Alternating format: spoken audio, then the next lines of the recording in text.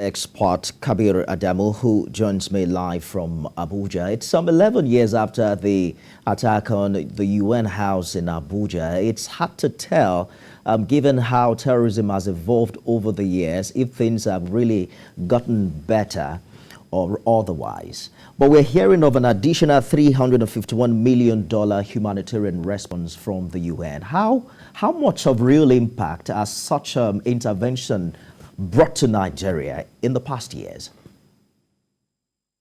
Well, if you look at the humanitarian situation in Nigeria, which is one of the biggest in the world, and unfortunately is not getting the kind of attention that it deserves, you can look at it from both sides. One side, it shows perhaps the capability of the Nigerian government for managing that humanitarian challenge. Or the other side, of course, is the bad press that publicity could give Nigeria. And I say this because based on UN stats, we're dealing with about almost 9 million persons in need of humanitarian and development assistance. And frankly, there's no other part of the world that is dealing with such a huge challenge. Countries like Turkey and places like Syria and now Ukraine, nowhere that number. And yet Nigeria has trudged on for more than a decade. So on the one hand, it's that capacity, that capability is there. But then on the other hand, visits like this and figures that are churned out from this visit is a reminder of the huge challenge ahead of us.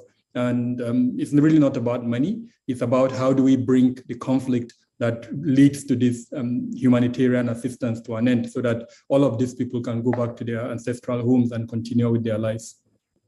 You talked about the Ukraine crisis. The UN Secretary also did mention about the food and energy crisis, which West Africa is now, at the receiving end. What would think that this problem should be easier solved from the source, other than throwing money at the effects of a crisis like the Ukraine and Russia onslaught? Yeah, so it's a combination of both, really, for the simple reason that Nigeria is not, it doesn't exist in isolation. It's part of the global committee of nations. And so anytime there is an issue of international significance, especially in this era of globalization, those issues will have an impact on Nigeria. Now, what we have failed to do as a country, and unfortunately we continue to fail to do, is to anticipate the consequence of some of these developments and put in place preventive measures or measures that will reduce their impact on us.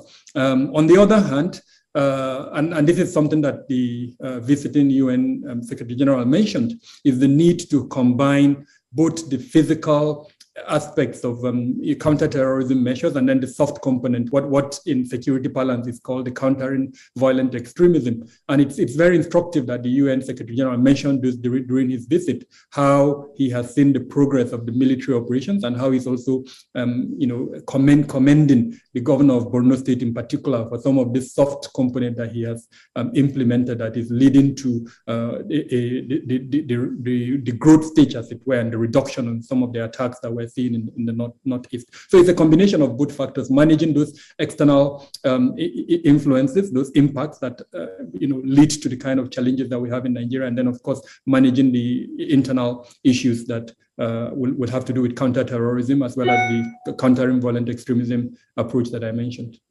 We also expect to see some more strategic leadership, particularly in West Africa, where 3 countries are currently under military junta leadership. And perhaps in addition to all of the support we're getting from outside, we perhaps might get a solution in a matter of time. Dr. Adamu, thank you so much for sharing your thoughts with us on the news tonight. Thank you for having me.